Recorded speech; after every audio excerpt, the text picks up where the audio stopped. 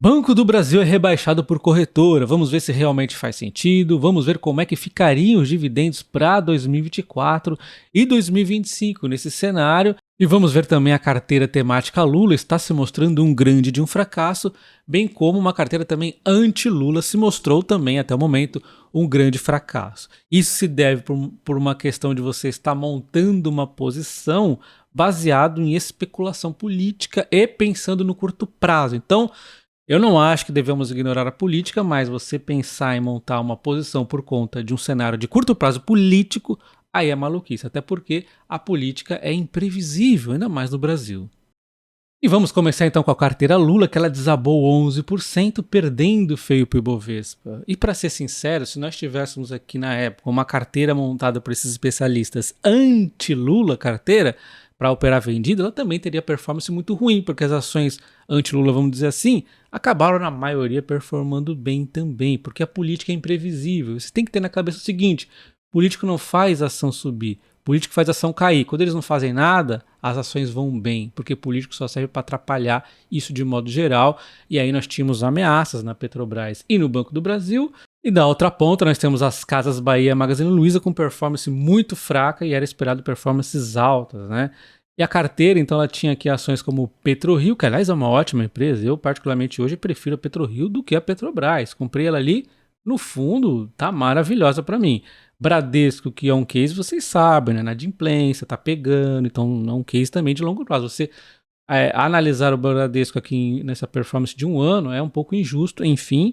MRV, realmente o programa Minha Casa Minha Vida ali, que eles tinham muita expectativa, ainda está rodando, né? Também é curto você analisar no curto prazo. O fato é que está perdendo a performance para outras empresas do mesmo setor, né? Temos a Eletrobras, que aqui é maluquice a pessoa que colocou a Eletrobras por conta de política. Na verdade é o contrário, né? A Eletrobras é uma ótima empresa, tá barata e eu agradeço exatamente ao Lula pelas frases aí, aquelas falácias todas no meio do ano ele andou falando.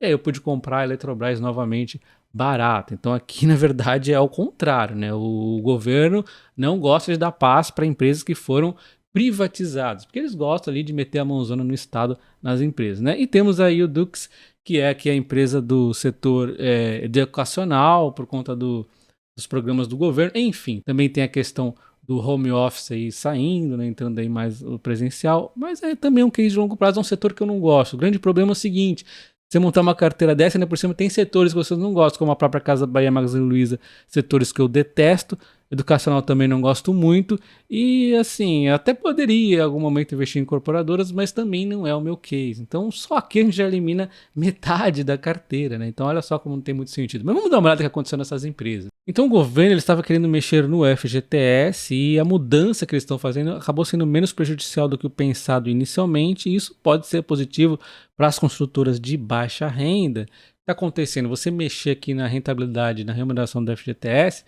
você impacta o poder de compra do pessoal de baixa renda principalmente. Aqui está que desde 2017 fizeram as mudanças e olha só, o resultado distribuído do FGTS é muito maior, então o pessoal acaba ganhando mais, é mais remunerado aqui no FGTS. Você mexer nisso aqui iria impactar o poder de compra do pessoal. E aí nós temos as varejistas, a Magazine Luiza caindo 34,5%, com uma queda muito forte aqui, se a gente pegar o começo do ano ainda é mais forte, uma leve recuperação agora, isso tudo ainda na questão da Selic, né? Então o pessoal começou a precificar uma Selic caindo de forma mais acelerada, que realmente iria cair. Não fazia muito sentido, e aí eles foram reprecificando isso aqui, bastante queda, resultado financeiro comprimindo, os resultados da empresa, né? Enfim. E a gente vê as Casas Bahia, uma situação mais difícil ainda, né? 76% de queda, pode vir a fazer novos follow-ons, enfim, né? Tá bem difícil aqui a empresa, dando prejuízo, e aí não tem outra forma, né? Enquanto não fica mais tranquila a situação, a empresa vai apanhando mesmo.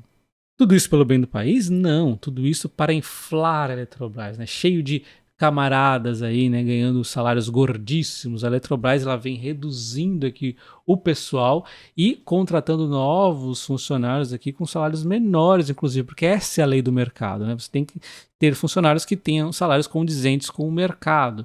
E aí também redução de cargos de liderança, não precisa tantos muitas vezes, uma série de otimizações que a empresa está fazendo nos custos, que é parte, né, da eficiência dela. E tem muito mais para reduzir aqui de pessoas, né? Só que o governo tendo o direito ao voto ali, ele pode melar isso aqui, né? Porque o governo quer o cabidão de emprego, né? Ele quer aí a máquina pública muito gorda para ele fazer as palhaçadinhas deles aí, né? E aí, para finalizar essas ações pró-Lula, que na verdade não tem nada de pró-Lula essa aqui, é a Eletrobras com uma queda de 6,5%. O governo foi um dos responsáveis pela queda, além da questão aqui do preço de energia, né, que aí sim é natural de mercado. Temos então essa queda acontecendo, eu comprando no meio do caminho, eu utilizei opções, é muito interessante opções nesse período aqui de faca caindo, que aí eu consegui utilizar essa trava contra a queda para me garantir as compras no mínimo. Então eu tenho praticamente os preços mínimos aqui históricos recentes da Eletrobras, por conta também do uso de opções. Inclusive meu curso de opções está na promoção Black Friday, link na descrição do vídeo e nos comentários fixados. Vale muito a pena para você fazer um dividendo adicional com a sua ação, como no caso da Eletrobras está sem pagar dividendos no momento, ou fazer aquela compra protegida que vai te ajudar a garantir uma compra melhor ainda, caso a ação esteja nesse momento de faca caindo, né? Então, a Eletrobras tem muito aqui da questão política, né, onde o governo estava pedindo para o STF retornar ao maior poder de decisão na Eletrobras, já que a União tem 43% das ações da Eletrobras, só pode votar 10%, isso por conta que a privatização foi feita assim, é um corporate, ninguém pode votar mais de 10%. A Eletrobras tem que pagar uma indenização bilionária por conta dessa privatização para sair do esquema de cotas, está tudo pago já, né? Foi pago pela Eletrobras tudo isso, e agora eles querem aqui mudar o combinado, né? E aí, quando a gente fala da Petrobras, nós passamos o ano passado inteiro escutando esse tipo de discurso. É preciso abrasileirar o preço da gasolina, que os dividendos vão para os acionistas de Nova York, que precisa investir em refinaria, uma série de bobagens. E aí a gente também ouviu esse tipo de discurso no governo anterior, o que é muito ruim, porque esse é o papel do governo, sempre ferrar as empresas para fazer um populismo.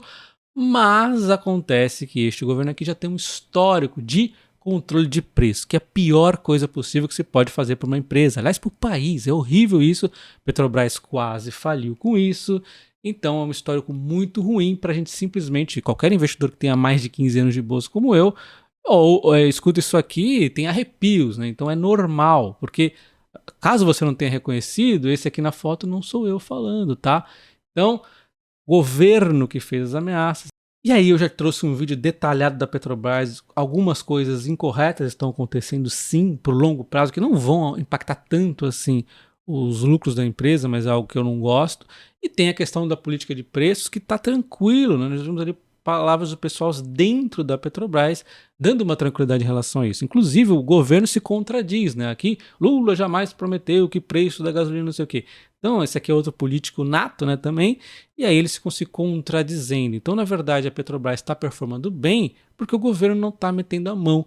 Quando eles começarem, se um dia vão meter a mão no controle de preços aí, a Petrobras vai dar ruim. Eu acredito que está bem tranquilo, então quanto esse petróleo aí ficar abaixo de 100, eu acho que é bem tranquilo. Depois a gente vai ver. O fato é que não pode ter controle de preços, né? E aí a gente vê também o exagero da imprensa. A gente tem que admitir. Petrobras realiza o maior corte de dividendos do mundo no terceiro trimestre. Matéria de hoje é exagero, né?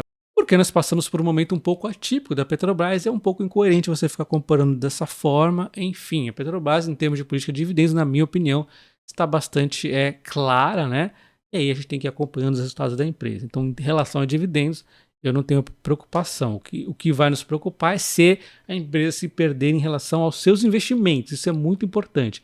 O controle de preços não pode acontecer e observar no que a empresa vai estar investindo. Ela pode investir em óleo offshore, ela pode investir em uma série de coisas, desde que não extrapole aí, né? Porque tem aquela velha frase que eu sempre digo, a diferença entre o remédio e o veneno é a dose. E aqui está o preço do petróleo, $80,5, enquanto esse preço ficar aqui abaixo dos $100, aparentemente vai ficar bastante tranquilo nessa política de preços, porque não aconteceu nada do que o próprio governo falou. Por enquanto está tranquilo. Acima de 100 a gente vê se eles vão realmente fazer o prometido ali de não deixar a gasolina ficar cara, né? Enfim. E para finalizar, vamos falar do Banco do Brasil, que também teve rebaixamento de recomendação, e vamos falar também dos dividendos de longo prazo. Mas antes vamos relembrar, né, o que aconteceu com o Banco do Brasil subindo infinitamente. Teve sim a questão do ruído político, mas logo na sequência ficou muito claro ali que só parecia mesmo ser um ruído. Hoje o Banco do Brasil está rondando aqui o PVP de 0,88, ainda tem Um bom desconto, na minha opinião, mas a gente já vai falar disso, tá? E aí, quando a gente volta para o passado dos discursos do Lula em relação ao Banco do Brasil, eram bem severos, né? Falando que o banco não podia lucrar como os bancos privados, que ele tinha que dar aqui crédito mais barato, enfim, isso tudo colocou um pouco de medo, mas não muito. O Banco do Brasil é um banco muito bom, né? Eu jamais vendi uma ação do Banco do Brasil, um banco que passou por momentos difíceis e conseguiu dar certo aí no longo prazo. O curto é meio difícil mesmo para qualquer banco, na verdade. E aí a gente tem, logo na sequência que a nova CEO assumiu, ela mudando esse discurso, o Lula até teve ali na época, aí ficou mais na questão de, puxa, vamos incentivar o crédito consignado, vamos dar foco no agro, coisas que o Banco do Brasil já é forte. Então, assim, ficou com uma cara de mais do mesmo, né? Uma falácia apenas que, puxa, muito bacana, vai fortalecer mais o crédito consignado? Perfeito, até porque a inadimplência é baixa aqui. Vai fortalecer o agro? Perfeito, até porque também a inadimplência é baixa. Então, nenhum problema aqui, né? Zero problema. O Banco do Brasil tá bonitão, embora uma vez ou outra apareçam alguns ruídos. Tem até uma notícia agora recente, mas eu não tenho nada contra isso aqui. A Apex articula a expansão do Banco do Brasil lá em Portugal. A pedido de Lula, eles vão considerar isso aqui também, né? Para fazer um meio campo ali entre o Brasil e a Europa, né? E também a Mercosul. Enfim, não tenho nada de crítica aqui. Eu não achei nada para criticar do Banco do Brasil nesse tempo todo. A troca da presidência é normal, qualquer presidente faz isso, então, em relação ao Banco do Brasil, repito, zero coisas contra, tá? Tudo tranquilo. A gente captou isso aqui logo no comecinho do ano, que parecia caminhar tudo por tranquilo, e é por isso que o Banco do Brasil, logo no comecinho do ano, engatou numa alta infinita, né? Eu trouxe aqui para vocês tudo isso sendo narrado. Mas vamos então ver a recomendação da Safra, que rebaixou o Banco do Brasil de compra para neutro, dizendo que o Banco do Brasil chegou ao limite. Então eles relembram que o Banco do Brasil vem de forte alta, ele iniciou o ano aí com um pé atrás por conta das políticas do governo Lula, o receio, na verdade, né, que não se materializou, como nós acabamos de ver tudo, ali ficou muito claro que a coisa iria continuar andando bem, que o Banco do Brasil já estava voando, vamos lembrar, e ele vai continuar voando. Então, tranquilo com o resultado, a coisa andou demais também na cotação, porque cotação acaba seguindo o lucro, né? Só que eles acreditam que após tantos anos aqui de crescimento, o Banco do Brasil atingiu o pico de lucratividade e retorno. E nessa visão, eles então diminuem aqui o preço justo para R$ 59,00.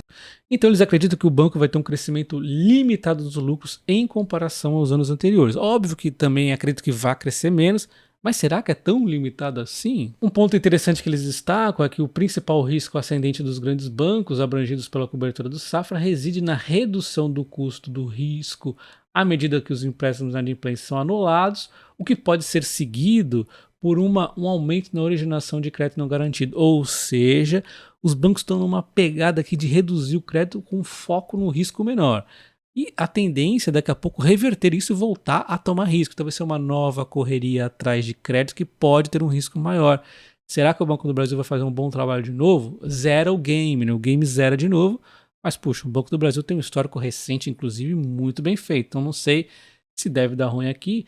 Acredito que o Banco do Brasil vai saber o que fazer, né? E tem o agro aí por trás que ajuda bastante também, né? Enfim, eles acabam, então, acreditando que os lucros do Banco do Brasil vão pegar um crescimento menor quando comparado com os outros bancos privados e deve se estender até 2025 essa desaceleração no Banco do Brasil. Então, ele chega a um lucro de 37 bilhões em 2024 e um ROI de 21%, enquanto para 2025 um lucro de praticamente 38 bilhões e um ROI de 20%.